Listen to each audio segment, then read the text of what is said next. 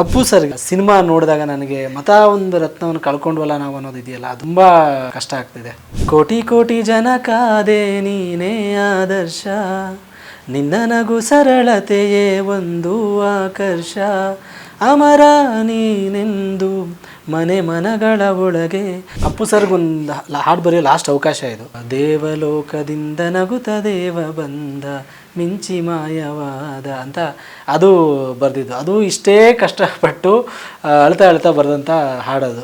ನನ್ನ ಫ್ರೆಂಡ್ಸ್ ಎಲ್ಲ ಪೂರ್ಣಚಂದ್ರ ತೇಜಸ್ವಿ ಬುಕ್ಸು ತುಂಬ ಯಥೇಚ್ಛವಾಗಿ ಓದೋರು. ಬಟ್ ನಾನು ಓದೇ ಇಲ್ಲ ಅದನ್ನ. ಒಂದು ಸತಿ ನಾನು 8ನೇ ಕ್ಲಾಸಲ್ಲಿ ಫಸ್ಟ್ ರ್ಯಾಂಕ್ ಬಂದಮೇಲೆ ನನಗೆ ಓದೋದ್ರಲ್ಲಿ ಒಂದು ಕಿಕ್ಕಿದೆ ಅನ್ನೋಕೆ ಶುರುವಾಯಿತು. ಇಂಜಿನಿಯರಿಂಗ್ ಬಂದಮೇಲೆ ಏನಾಯಿತು, ಕರ್ನಾಟಕದಲ್ಲೇ ಇಲ್ಲ ಅನ್ನೋ ಥರ ಅನ್ಸ್ಬಿಡೋಕೆ ಶುರುವಾಯಿತು. ನಮ್ಮ ಇಂಜಿನಿಯರಿಂಗಲ್ಲಿ ಇರೋ ಲೈಬ್ರರಿ ಅಂದರೆ ಅಲ್ಲಿ ಥರ ಯಾರು ಬರೋರೇ ಇಲ್ಲ. ಯಾವಾಗಲೂ ಪ್ರಾಣೇಶ್ ಅವ್ರು ಹೇಳೋರು ಬೀಚಿ ಬೀಚಿ ಬೀಚಿ ಅಂತ. ನೋಡಿ ಯಾರು ಬೀಚಿ ಅಂತ ಹೇಳಿ ಬಯೋಗ್ರಫಿ ತೊಗೊಂಡ್ಬಿಟ್ಟು 3 ಪೇಜ್ ಓದಿದೆ. ದೇವರಾಣೆ ಅರ್ಥನೇ ಆಗಿಲ್ಲ ಸರ್. ಫುಲ್ ಉತ್ತರ ಕರ್ನಾಟಕ ಭಾಷೆಯಲ್ಲಿ ಇದೆ, ಓದೋಕ್ಕೆ ಕಷ್ಟ ಆಗ್ಬಿಡ್ತು. 3 ಪೇಜ್ ಫೇಸ್ಬುಕ್ಕಲ್ಲೂ ಬರ್ಕೊಂಡಿದೆ. ಲಿರಿಕ್ ರೈಟರ್ ಮಾತ್ರ ಓದೋದಲ್ಲ, ಯಾರ್ಯಾರು ಸಿನಿಮಾದಲ್ಲಿ ವರ್ಕ್ ಮಾಡ್ತಾರೆ ಅವ್ರು ಓದಬೇಕು. ಈ ರೈಟಿಂಗ್ ಬರೋಕ್ಕಿಂತ ಮುಂಚೆ ನನ್ನ ಕುತೂಹಲ ಏನಂದರೆ, ಪ್ರಮೋದ್ ಮರವಂತೆಗೆ ಕಾಡಿದಂತಹ ಕನ್ನಡದ ಬರಹಗಾರರು ಯಾರ್ಯಾರು? 1, 2, 3, 4 ಹೆಸರು. ಬುಕ್ ಅಂತ ಹೇಳೋದಾದ್ರೆ ನನಗೆ ನಾನು 8ನೇ ಕ್ಲಾಸಲ್ಲಿ ಓದಿದ್ದು ಆರ್ ಕೆ ನಾರಾಯಣ ಅವರ ಮಾರ್ಗುಡಿ ಸ್ವಾಮಿ ಮತ್ತು ಅವನ ಸ್ನೇಹಿತರು ಓದಿದ್ದೆ. ಸಾಲಿಡ್. ಸೊ ನಾನು ಲಿಟ್ರಲಿ ಹೆಂಗಾಗಿದೆ ಅಂದರೆ, ನಾನೇ ಸ್ವಾಮಿ. ನಾನು ಬುಕ್ ಓದಾಗಲ್ಲ ನಾನೇ ಸ್ವಾಮಿ ಥರ, ಈ ನಾಗವಲ್ಲಿ ಥರ ಆಗ್ಬಿಟ್ಟಿದೆ ನಾನು. ಅಂದರೆ ನಾನು ರೆಸಿಡೆನ್ಷಿಯಲ್ ಸ್ಕೂಲಲ್ಲಿ ಇದ್ದು. ಸೊ ಅಲ್ಲಿ ನಿಮಗೆ ಟಿ ವಿ ಇಲ್ಲ, ಫೋನ್ ಅಂತ ಅವಾಗ ಇಲ್ಲವೇ ಇಲ್ಲ ಬಿಡಿ. ಫ್ರೆಂಡ್ಸು, ಕ್ರಿಕೆಟು ಇದೆ, ಅದ್ರಲ್ಲಿ ಜಾಸ್ತಿ ಕ್ರಿಕೆಟು ಅದೆಲ್ಲ ಇದೆ ಸ್ವಾಮಿ ಇದರಲ್ಲಿ. ಅವ್ರ ಫ್ರೆಂಡ್ಸ್ ಮನೆಗೆ ಹೋಗೋದು. ನನಗೆ ನಾನು ಎಕ್ಸ್ಪೀರಿಯನ್ಸ್ ಮಾಡದೇ ಇರೋಕ್ಕಾಗಂಥ ಜೀವನ ಆ ಬುಕ್ಕಲ್ಲಿತ್ತು. ಸ್ವಾಮಿ ಅವನ ಮನೇಲಿ ಅಜ್ಜಿ ಆಗಿರ್ಬೋದು, ಸೊ ಫ್ರೆಂಡ್ಸ್ ಮನೆಗೆ ಹೋಗೋದು, ಯಾರೋ ಒಬ್ಬ ಶ್ರೀಮಂತ ಫ್ರೆಂಡ್ಸ್ ಮನೆಗೆ ಹೋಗೋದು, ಅಲ್ಲಿನ ಕೇಕ್ ನೋಡೋದು, ಅಪ್ಪ ಬೈಯೋದು, ಇದೆಲ್ಲ ನನಗಿರಲಿಲ್ಲ. ನಾನು 8ನೇ ಕ್ಲಾಸಲ್ಲಿ ಕಂಪ್ಲೀಟ್ ನನ್ನ ಫ್ರೆಂಡ್ಸ್ ಜೊತೆ ಬೆಳೆದಿದ್ದು. ಒಂದು 500-600 ಜನ ಇರುವಂಥ ಸ್ಕೂಲ್ ಅದು, ಹಾಸ್ಟೆಲ್ಲು. ಸೊ ನಾನು ಅಲ್ಲಿ ಹೋದಾಗೆಲ್ಲ ನಾನು ಮನೆಗೆ ಹೋದೆ ಅನ್ನೋ ಫೀಲು. ನಾನು ಅದನ್ನ ಓದ್ತಾ ಇರಬೇಕಾರೆಲ್ಲ. ಸೊ ನಾನು ಒಂದು 2-3 ಸತಿ ಓದ್ಬಿಟ್ಟಿದ್ದೀನಿ ಅದು ಲೈಬ್ರರಿಯಲ್ಲಿ ಬರೋ ಮಾಡಿಕೊಂಡು. ಸೊ ಅಲ್ಲಿ ನನಗೆ ಓದ್ದೆ ಬಿಟ್ಟರೆ ಅದಾದಮೇಲೆ ನನಗೆ ತುಂಬ ಓದೋಕೆ ಆಗ್ತಿರಲಿಲ್ಲ. ನನ್ನ ಫ್ರೆಂಡ್ಸ್ ಎಲ್ಲ ಪೂರ್ಣಚಂದ್ರ ತೇಜಸ್ವಿ ಬುಕ್ಸು ತುಂಬ ಯಥೇಚ್ಛವಾಗಿ ಓದೋರು. ಬಟ್ ನಾನು ಓದೇ ಇಲ್ಲ ಅದನ್ನ. ಬರ್ಮುಡಾ ಟ್ರ್ಯಾಂಗಲ್ ಆಗಿರ್ಬೋದು, ಆ ಟೈಮಲ್ಲಿ ಬಂದಂಥ ಈ ಪಕ್ಷಿಗಳ ಬಗ್ಗೆ ಅವರು ಬರಿತಾ ಇದ್ದಂಥ ಕಾದಂಬರಿ, ಕರ್ವಾಲ ಆಗಿರ್ಬೋದು, ಎಲ್ಲ ಓದ್ತಿದ್ರು. ನಾನು ಯಾವತ್ತೂ ಓದೇ ಇಲ್ಲ ಅದನ್ನು. ನನಗೇನಾಯಿತು, ಅದಾದಮೇಲೆ ಪಠ್ಯಗಳ ಮೇಲೆ ಆಸಕ್ತಿ ಬರೋಕ್ಕೆ ಶುರುವಾಯಿತು. ಮಾರ್ಕ್ಸ್ಗಳು ಒಂದು ರುಚಿ ಹಿಡ್ಸೋಕ್ಕೆ ಶುರು ಮಾಡ್ತು. ಒಂದು ಸತಿ ನಾನು 8ನೇ ಕ್ಲಾಸಲ್ಲಿ ಫಸ್ಟ್ ರ್ಯಾಂಕ್ ಬಂದಮೇಲೆ ನನಗೆ ಇದ್ರೇನೋ ಕಿಕ್ಕಿದೆ, ಓದೋದ್ರಲ್ಲಿ ಒಂದು ಕಿಕ್ಕಿದೆ ಅನ್ನೋಕೆ ಶುರುವಾಯಿತು. ನಾನು ಸ್ಪೋರ್ಟ್ಸ್ ಮೇಲೆ ಜಾಸ್ತಿ, ಟೇಬಲ್ ಟೆನ್ನಿಸು, ಕ್ರಿಕೆಟ್ ಎಲ್ಲ ಆಡ್ತಿದ್ದೆ, ಅದ್ರ ಮೇಲೆ ಫೋಕಸ್ ಹೋಯಿತು. ನಾನು ಜಾಸ್ತಿ ಓದಿಲ್ಲ. ಬಟ್ ನನಗೆ ಈ 2nd PUC ವರೆಗೂ ಕನ್ನಡ, 10th ಕನ್ನಡ ತುಂಬ ಒಳ್ಳೆ ಮಾರ್ಕ್ಸ್ ಬಂತು. 10th ಅಲ್ಲಿಗೆ ಕನ್ನಡ ಕಟ್ಟಾಯಿತು ಪಠ್ಯದಿಂದ. ಕನ್ನಡ ಸಿನಿಮಾ ನೋಡೋದು ಅದೆಲ್ಲ ಇದ್ದೇ ಇತ್ತು. ಕನ್ನಡ ನ್ಯೂಸ್ ಪೇಪರ್ಗಳನ್ನು ಓದ್ತಿದ್ದೆ, ದಿನ ಬಿಡದೆ ಓದ್ತಿದ್ದೆ. ಇಂಜಿನಿಯರಿಂಗ್ ಬಂದಮೇಲೆ ಏನಾಯಿತು ಅಂದರೆ, ನಾನು ಕರ್ನಾಟಕದಲ್ಲೇ ಇಲ್ಲ ಅನ್ನೋ ಥರ ಅನ್ಸ್ಬಿಡೋಕೆ ಶುರುವಾಯಿತು. ಪಾಠಗಳಲ್ಲಿ ಕನ್ನಡವೇ ಇಲ್ಲ ಅನ್ನೋಕ್ಕೆ ಶುರುವಾಯಿತು. ಮಾತಾಡೋದು ಇಂಗ್ಲೀಷು, ಬೇರೆ ಬೇರೆ ಲ್ಯಾಂಗ್ವೇಜ್ಗಳು ಶುರು ಮಾಡಿದ್ರು. ಆವಾಗ ನಾನು ಬರವಣಿಗೆ ಎತ್ಕೊಂಡಿದ್ದು. ಸೊ ಅಲ್ಲಿ ಫಸ್ಟು ಓದಿದೆ ನಾನು ಬೀಚಿಯವ್ರ ಬುಕ್ಕು ಎತ್ಕೊಂಡೋದೆ ಸರ್. ನಮ್ಮ ಇಂಜಿನಿಯರಿಂಗಲ್ಲಿರೋ ಲೈಬ್ರರಿ ಅಂದರೆ ಅಲ್ಲಿ ಒಂಥರ ಯಾರು ಬರೋರೇ ಇಲ್ಲ. ಲೈಬ್ರರಿಗೆ ಬರೋರು ಅಂದರೆ ಬರೀ ರೆಫರೆನ್ಸ್ ಬುಕ್ಗಳು, ಸಬ್ಜೆಕ್ಟ್ ಬುಕ್ಗಳು ಥರ. ಕನ್ನಡ ಸೆಕ್ಷನ್ಗೆ ಯಾರು ಹೋಗ್ತಾನೆ ಇರಲಿಲ್ಲ. ನಾನು ಹೋದಾಗ ಅದ್ಭುತವಾದಂಥ ಬುಕ್ಗಳಿತ್ತಲ್ಲಿ. ಸೊ ಅಲ್ಲಿ ಬೀಚಿಯವ್ರ ಬಯೋಗ್ರಫಿ ನನಗೆ ಯಾವಾಗಲೂ ಪ್ರಾಣೇಶ್ ಅವ್ರು ಹೇಳೋರು ಬೀಚಿ ಬೀಚಿ ಬೀಚಿ ಅಂತ. ನೋಡಿ ಇದು ಯಾರು ಬೀಚಿ ಅಂತ ಹೇಳಿ ಬಯೋಗ್ರಫಿ ತೊಗೊಂಡ್ಬಿಟ್ಟು 3 ಪೇಜ್ ಓದಿದೆ. ದೇವರಾಣೆ ಅರ್ಥನೇ ಆಗಿಲ್ಲ ಸರ್. ಫುಲ್ ಉತ್ತರ ಕರ್ನಾಟಕ ಭಾಷೆಯಲ್ಲಿ ಇದೆ, ಓದೋಕ್ಕೆ ಕಷ್ಟ ಆಗ್ಬಿಡ್ತು. 3 ಪೇಜು ಇಟ್ಕೊಂಡೆ. ಆಮೇಲೆ ಮತ್ತೆ ಒಂದಿನ ನೋಡೋಣ, ಮತ್ತೆ ಏನೋ ತುಂಬ ಬೀಚಿ ಅಂತಿದ್ದಾರಲ್ಲ ಪ್ರಾಣೇಶ್ ಅವರು ಅಂದ್ಬಿಟ್ಟು ಮತ್ತೆ ಓದೋಕ್ಕೆ ಶುರು ಮಾಡಿದಾಗ ಒಂದು 5 ಪೇಜ್ ಓದಿದೆ ಸರ್. ಬಿಡಲೇ ಇಲ್ಲ. ಕಂಪ್ಲೀಟ್ 1 ತಿಂಗಳಲ್ಲಿ ಫುಲ್ ಬುಕ್ ಓದಿ ಮುಗಿಸಿದೆ. ಅದು ಓದಿ ಮುಗಿಸ್ತಿದ್ದಂಗೆ ನನ್ನ friend I Too Had a Love Story ಅಂತ ಒಂದು ರವೀಂದರ್ ಸಿಂಗ್ ಅಂತ ಒಂದು ತುಂಬ ಹಿಟ್ಟಾಗಿತ್ತು, ಅದು ಇಂಗ್ಲೀಷ್ ನೋವೆಲ್ಲು. ಅದನ್ನು ತಂದುಕೊಟ್ಟ. ಅದು ನಾನು ಕ್ಲಾಸಲ್ಲೆಲ್ಲ ಓದೋಕ್ಕೆ ಶುರು ಮಾಡಿದೆ. ಅದು ತುಂಬ ದೊಡ್ಡ ಹಿಟ್ ಅಂತ ಇದು, ಅದರದ್ದು ನನಗೆ ತುಂಬ ಇಷ್ಟ ಆಯಿತು. ಅದಾದ್ಮೇಲೆ ಚೇತನ್ ಭಗತ್ ಓದೋಕ್ಕೆ ಶುರು ಮಾಡಿದೆ. 2 ಇಂಗ್ಲೀಷ್ ಚೇತನ್ ಭಗತ್ ಒಂದು 3-4 ಬುಕ್ ಓದಿದೆ ನನಗೆ. 5 Points Someone ಅಂತ ಅದೆಲ್ಲ ಓದೋಕ್ಕೆ ಶುರು ಮಾಡಿದೆ. 2 States ಅಂತ ಎಲ್ಲ ಸಿನಿಮಾ ಕೂಡ ಆಯ್ತು. ಹೌದು. ಅದೆಲ್ಲ ಓದೋಕ್ಕೆ ಶುರು ಮಾಡಿದೆ. ಆವಾಗ ನನಗೆ ಒಂದೇ ಥಾಟ್ ಬಂದಿದ್ದು, ಇಂಗ್ಲೀಷ್ ಬುಕ್ಗಳೇ ಎಷ್ಟು ಕಿಕ್ ಕೊಡ್ತಾ ಇದೆ, ಇನ್ನು ಕನ್ನಡ ಬುಕ್ಗಳು ಎಷ್ಟು ಕಿಕ್ ಕೊಡ್ಬೋದು ನನಗೆ ಅಂತ ಹೇಳಿ ಮತ್ತೆ ಶುರು ಮಾಡ್ಕೊಂಡ್ಬಿಟ್ಟೆ. ಕಾರಂತರ ಆಗಿರ್ಬೋದು, ಬೀಚಿಯವ್ರದ್ದೇ ಜಾಸ್ತಿ ಬುಕ್ಗಳು ಓದೋಕ್ಕೆ ಶುರು ಮಾಡಿದೆ. ಅಲ್ಲಿಂದ ಬುಕ್ಕಿನ ಹುಚ್ಚಿಡ್ತು. ಬೆಂಗಳೂರಿಗೆ ಬಂದಮೇಲಂತೂ ನಾನು ಜಯಂತ್ ಕಾಯ್ಕಿಣಿಯವ್ರಾಗಿರ್ಬೋದು, ಜೋಗಿ ಅವರು ಜಾಸ್ತಿ ಓದಿದೆ, ಭೈರಪ್ಪ ಅವರು ಓದಿದೆ, ಸುಧಾಮೂರ್ತಿ ಅವರು. ಸೊ ಈ ಥರ ಓದಿ ಬೇಂದ್ರೆ ಅವರು, HSV ಅವರ ಕವನಗಳು, ವೆಂಕಟೇಶ್ ಮೂರ್ತಿ ಸರ್ದು. ಸೊ ಇದೆಲ್ಲ ಓದೋಕ್ಕೆ ಶುರು ಮಾಡಿದೆ. ಅಲ್ಲಿಂದ ಬರವಣಿಗೆ ಒಂಚೂರು ಗಟ್ಟಿ ಆಗ್ತಾ ಹೋಯಿತು. ಒಂದು ಕಾನ್ಫಿಡೆನ್ಸ್ ಬರೋಕ್ಕೆ ಶುರುವಾಯಿತು. ರೈಟಿಂಗಿಗೆ ಒಂದು ಮೂಲ ಅಸ್ತ್ರನೇ ಒಂದು ಪ್ರಬುದ್ಧವಾದಂತಹ ಗ್ರಹಿಕೆ ಮತ್ತು ತಿಳುವಳಿಕೆ ಅಲ್ಲ. ಮತ್ತು ಅದು ನಿಮಗೆ ನಾನು ಫೇಸ್ಬುಕ್ಕಲ್ಲೂ ಬರ್ಕೊಂಡಿದ್ದೆ. ಸೊ ಬರೀ writers, dialogue writer, lyric writer ಮಾತ್ರ ಓದೋದಲ್ಲ. ನನ್ನ ಪ್ರಕಾರ ಪ್ರತಿಯೊಬ್ಬ ಟೆಕ್ನಿಷಿಯನ್ ಓದಬೇಕು, ಡೈರೆಕ್ಟ್ರು ಓದಬೇಕು, ಹೀರೋನು ಓದಬೇಕು, ಹೀರೋಯಿನು ಓದಬೇಕು, ಸಿಂಗರ್ಸು ಓದಬೇಕು, ಮ್ಯೂಸಿಕ್ ಡೈರೆಕ್ಟರ್ ಯಾರ್ಯಾರು ಸಿನಿಮಾದಲ್ಲಿ ವರ್ಕ್ ಮಾಡ್ತಾರೆ ಓದೋದಿದೆಯಲ್ಲ, ಬರೀ ನಿಮಗೆ ಭಾಷೆ ಅಂತ ಅಲ್ಲ. ನನಗೆ ಗೊತ್ತಿರೋ ಪ್ರಕಾರ ಒಂದು 20-30% ಜನ ಓದ್ತಾರೆ ಸಿನಿಮಾದಲ್ಲಿ. ನೀವು ಯಾವುದೇ ಆಫೀಸ್ಗೆ ಹೋದ್ರೂ ಒಂದು ಬುಕ್ ಇರುತ್ತೆ. ಬಟ್ ಇನ್ನೂ 70% ಏನಿದ್ದಾರೆ ಅವ್ರು ಓದಬೇಕು, ಅದು ರೂಢಿ ಮಾಡ್ಕೋಬೇಕು ಖಂಡಿತವಾಗ್ಲು. ಮತ್ತು ಯಾರು ಸಕ್ಸಸ್ಫುಲ್ ಡೈರೆಕ್ಟರ್ಸ್ ಇದ್ದಾರೆ, ರೈಟಿಂಗಲ್ಲಿ ಯಾರ್ಯಾರಿದ್ದಾರೆ ಅವರೆಲ್ಲ ಓದಿರೋರೆ. ಸೊ ಹಾಗಾಗಿ ನಾನು ನೆಕ್ಸ್ಟ್ ಜನ್ರೇಷನ್ ಆಫ್ ಡೈರೆಕ್ಟರ್ಗೆ ರಿಕ್ವೆಸ್ಟ್ ಮಾಡೋದು, ದಯವಿಟ್ಟು ಓದಿ. ಆವಾಗ ನಿಮಗೆ ನೀವು ಒಂದು ಲಿರಿಕ್ಸ್ ಜಡ್ಜ್ ಮಾಡೋದಿದೆಯಲ್ಲ ಅದು ಬೇರೆ ಥರ ಇರುತ್ತೆ. ಯಾಕಂದರೆ ನಾವು ಬರೆಯೋದು, ನಾವಾಗಲಿ ಮ್ಯೂಸಿಕ್ ಡೈರೆಕ್ಟರ್ ಆಗಲಿ ಯಾರೇ ಬರೆದ್ರೂ ಕೂಡ ಏನೇ ಕೊಟ್ಟರು ನೀವೇನು ಓಕೆ ಮಾಡ್ತಿರೋದೆ. ನಾನು 5 ಲೈನ್ ಕೊಡ್ಬೋದು, ಅದರಲ್ಲಿ 5ರಲ್ಲಿ ಒಂದು 2 ಚೆನ್ನಾಗಿರ್ಬೋದು. ನೀವು ಆ 2 ಬಿಟ್ಟು ಬೇರೆ 3 ಸೆಲೆಕ್ಟ್ ಮಾಡಿದ್ರೆ ಈ ಎರಡು ಅನ್ಯಾಯ, ಮತ್ತು ನೀವೇನು ಬೆಸ್ಟನ್ನು ಕಳ್ಕೊತಾ ಇರ್ತೀರ. ಹಾಗಾಗಿ ನಿಮ್ಮ ಒಂದು ಲಿರಿಕಲ್ ಸೆನ್ಸ್ ಆಗಿರ್ಬೋದು, ಸ್ಕ್ರಿಪ್ಟ್ ಸೆನ್ಸ್ ಆಗಿರ್ಬೋದು, ಅದ್ರ ಮೇಲೆ ಎಂಟೈರ್ ಇಂಡಸ್ಟ್ರಿ ನಿಂತಿದೆ. ಸೊ ನಿಮ್ಮ ಟೇಸ್ಟ್ ತುಂಬ ಮ್ಯಾಟ್ರ್ ಆಗುತ್ತೆ. ಇಲ್ಲ, ನಾನು ಕನ್ನಡದ ಬಹುತೇಕ ಎಲ್ಲ ನಿರ್ದೇಶಕರ ಜೊತೆ ಒಂದಷ್ಟು ಒಡನಾಟವನ್ನು ಹೊಂದಿದ್ದೀನಿ. ಅದರಲ್ಲಿ ನನಗೆ ಯುವರಾಜ್ ಭಟ್ರು ಮತ್ತು ಸೂರಿ ಸರ್ ಅಂದಾಗ ಒಂದು ಎನರ್ಜಿ ಪಾಸ್ ಆಗ್ತಾ ಹೋಗುತ್ತೆ. ಅಂದರೆ ಅವರ ಪ್ರತಿ ಭೇಟಿಯು ಹೊಸ ಪದಗಳನ್ನು ನಾನು ಕೊಡುತ್ತೆ. ಓದು ಅದರ ಹಿಂದಿರೋದೆಲ್ಲ ಅಲ್ವಾ. ನಾ ಅದೇ ಅಂತೀನಿ ಭಟ್ರಿಗೆ, ಅಣ್ಣ ಹೆಂಗಣ ಇದು ಎಲ್ಲ ಇಲ್ಲ ಕಣೋ, ನಿನಗದು ಹೊಸದು ಅನಿಸುತ್ತೆ. ಬಟ್ ಈ ಥರದ ಪದಪ್ರಯೋಗಗಳು ಯಾಕೆ ಆಗ್ತವೆ ಅಂದರೆ ಅದಕ್ಕೊಂದು ರಿಸರ್ಚ್ ಆಗಬೇಕು, ನಿರಂತರವಾದ ಗ್ರಹಿಕೆಗಳು ಒಂದು ಓದಬೇಕು ಅಂತ ಅಲ್ವಾ. ಇದ್ರ ಮಧ್ಯೆ ನನಗೆ ತುಂಬ ನಿಮ್ಮ ಲೈಫ್ ಕನೆಕ್ಟ್ ಆಗಿದ್ದು ಚಂದ ಆ ಹಾಡು ಜೊತೆಗೆ ಸಿಂಪಲ್ ಸುನಿಯವರ ಸಖತ್ ಸಿನಿಮಾದ ಒಂದು ಆ ಟೈಮಲ್ಲಿ ಅಪೂರ್ಣ ಇರಲಿಲ್ಲ. ಅದೊಂದು ಬಾನಿಗೊಂದು ಎಲ್ಲೆಲ್ಲಿದೆ ಮತ್ತು ಇನ್ನೊಂದು ಯಾವುದೋ ಆ ಸಾಂಗ್ ಬಗ್ಗೆ ಹೇಳಿದ್ರಿ, ತುಂಬ ಎಮೋಷ್ನಲ್ ಆದಂಥ ವಿಚಾರ. ಸೊ ಆ ಒಂದು 3-4 ದಿನ ತುಂಬ ಕಷ್ಟದ ದಿನಗಳು. ಅಪ್ಪು ಸರ್ದು ಅವತ್ತು ನಾನು ಅಪ್ಪು ಸರ್ ನ್ಯೂಸ್ ಬರೋಕ್ಕಿಂತ ಮುಂಚೆನೇ ನಾನು rhythm of Shivappa Appu sir ಆಡಬೇಕಿತ್ತು ಶಿವಣ್ಣ ಅವ್ರ ಜೊತೆ.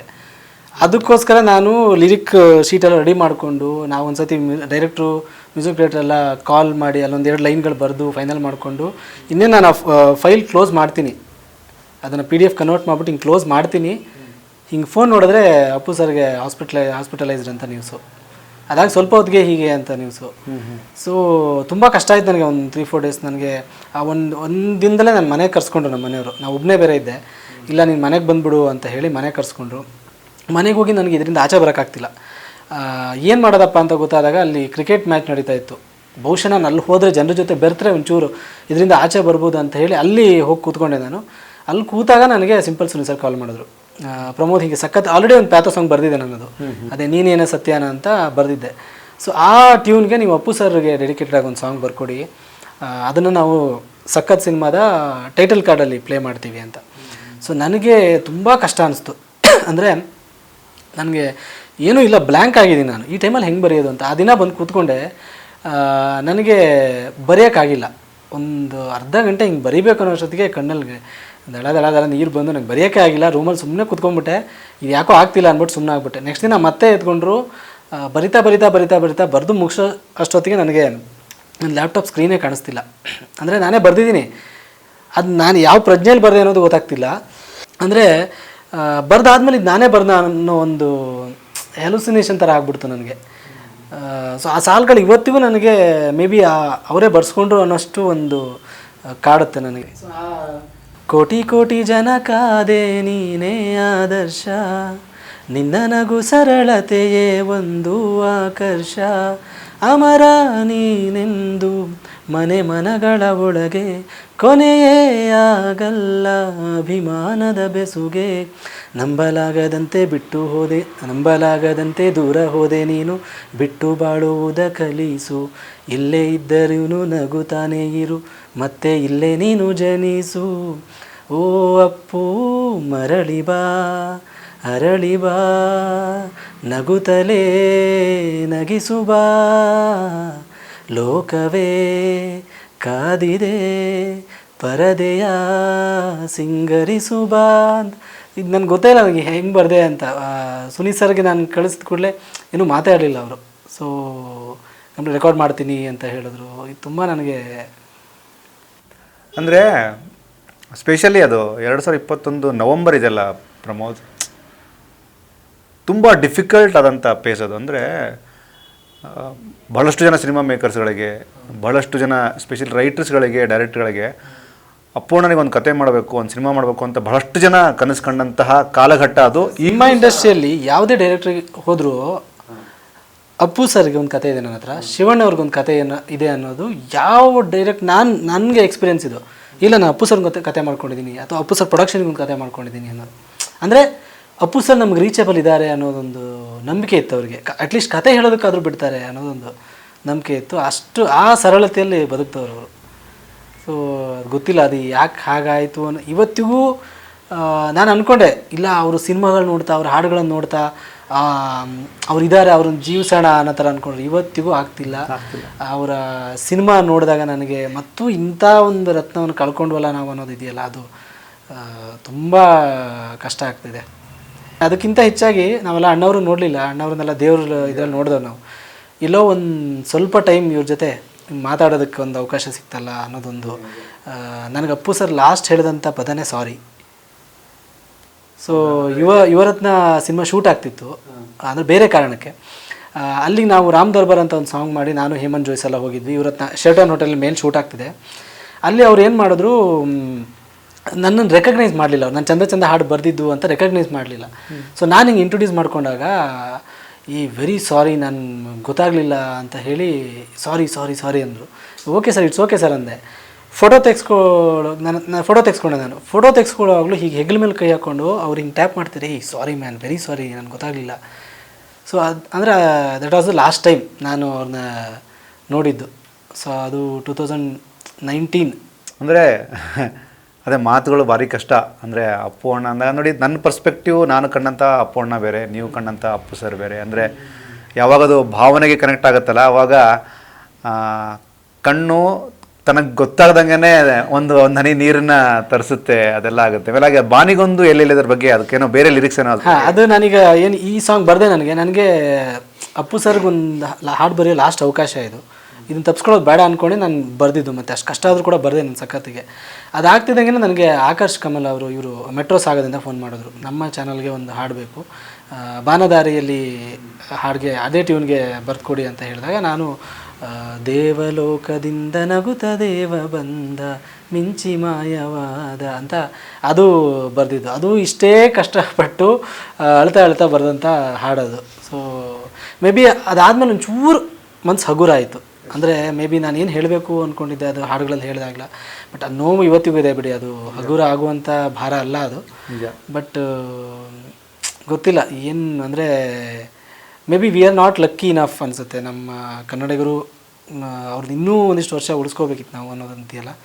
ಹಾಗಾಗಿ ಅವ್ರ ಜೊತೆ ಹೆಜ್ಜೆ ಆಗದಂಥವ್ರು, ಅವರ ಸಿನಿಮಾಗಳಿಗೆ ಕತೆ ಬರೆದಂಥವ್ರು, ಚಿತ್ರಕಥೆ ಬರೆದಂಥವ್ರು, ಸಾಹಿತ್ಯ ಬರೆದಂಥವ್ರು, ಅವರೆಲ್ಲರೂ ಇದೇ ಮಾತು ಹೇಳ್ತಾರೆ. ಅಂದರೆ ಎಷ್ಟು ಜನಕ್ಕೆ ಅಪ್ಪು ಸರ್ ಜೊತೆ ಕೆಲಸ ಮಾಡೋದಕ್ಕಾಗಿಲ್ವಲ್ಲ, ಅವರೆಲ್ಲರೂ ನಾವು ಲಕ್ಕಿ ಅಂತಾರೆ. ಎಷ್ಟೋ ಜನ ಒಂದು ಫೋಟೋ ಬೇಕು ಅನ್ನುವಂತಹ ಕಾಯುವಿಕೆಯ ಈ ಒಂದು ಸಮಯದಲ್ಲಿ ನೀವು ಅವ್ರ ಜೊತೆ ಟೈಮ್ ಸ್ಪೆಂಡ್ ಮಾಡಿರಿ.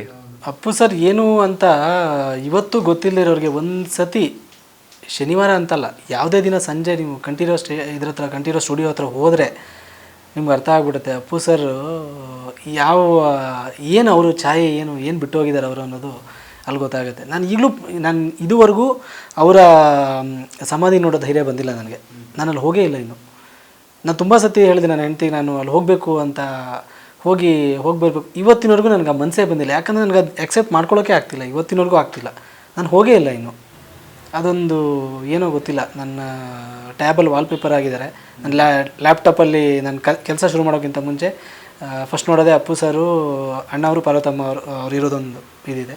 ಅದೊಂದು smile, beautiful smile, ever green smile ಅಷ್ಟೇ. ಅದೊಂದು ಶಕ್ತಿ ಅಷ್ಟೇ, ಇನ್ನು ಇಲ್ಲ ನೋಡಿ. ಅಂದರೆ ಯಾವುದೋ ಪ್ರೀ ಪ್ಲ್ಯಾನ್ ಆಗಿ ನಾವು ಅದನ್ನು ವಿಷಯ ಎತ್ತಲಿಲ್ಲ. ಬಟ್ ಅಪ್ಪು ಅಂದಾಗ ಆಗುವಂಥ ಆ ಅಪ್ಪುಗೆ ಭಾವನೆ ಹಂಗೆ ಅದು ಅಲ್ವಾ.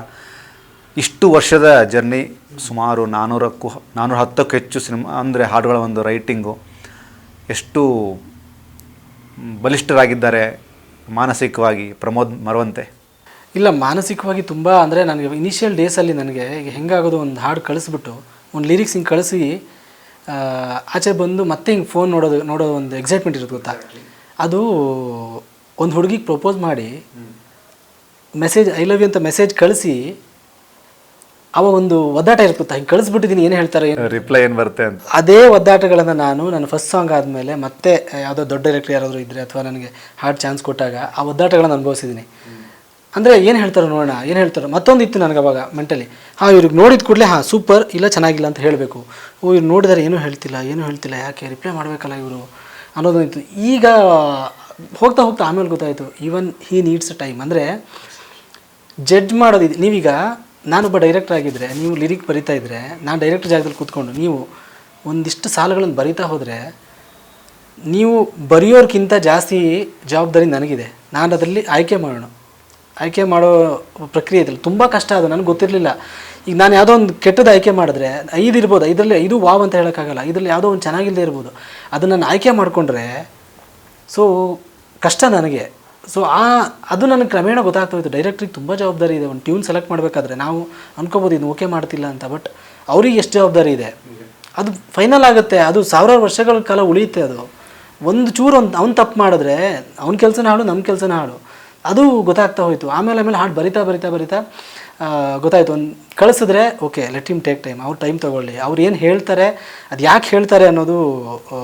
90% ಡೈರೆಕ್ಟ್ ಕರೆಕ್ಷನ್ ಹೇಳೋದಕ್ಕೆ ರೀಸನ್ ಇದ್ದೇ ಇರುತ್ತೆ. ಒಂದು 10% ಏನಾಗುತ್ತೆ, ಕನ್ಫ್ಯೂಷನ್ಸ್ ಇರುತ್ತೆ ಪಾಪ. ಅಂದರೆ ಒಂದು ಭಯ ಇರುತ್ತೆ, ತಿಳುವಳಿಕೆ ಇರೋದು. ಇದೊಂದು ಸಾಂಗ್ ಲವ್ ಸಾಂಗ್ ಸರ್, ನನಗೆ ಮ್ಯಾಕ್ಸಿಮಮ್ ಲವ್ ಸಾಂಗ್ಗಳು ಕಮರ್ಷಿಯಲಿ ಆಚೆ ಹೋಗ್ಬೇಕು ಸರ್, ಇದೊಂದು ಇರೋದೊಂದು ಲವ್ ಸಾಂಗ್ ನನಗೆ ಹಿಟ್ ಮಾಡಿಕೊಡಿ ಅಂತ ಹೇಳಿದಾಗ, ಆವಾಗ ಸರ್ ಇದು ಇನ್ನೊಂಚೂರು ಏನೋ ಬೆಟ್ರ್ ಮಾಡ್ಬೋದು ಅನ್ನೋದೊಂದು ಬಂದೇ ಬರುತ್ತೆ. ಅವಾಗ ನಾವು ಖಂಡಿತವಾಗ್ಲೂ ಸ್ಪಂದಿಸಲೇಬೇಕಾಗುತ್ತೆ. ಯಾಕಂದರೆ ಅವ್ರು ನಮ್ಮ ಹತ್ರ ಬಂದಿದ್ದಾರೆ ಅಂದಾಗ ಏನೋ ಒಂದು ಎಕ್ಸ್ಪೆಕ್ಟ್ ಮಾಡ್ಕೊಂಡು ಬಂದಿರ್ತಾರೆ.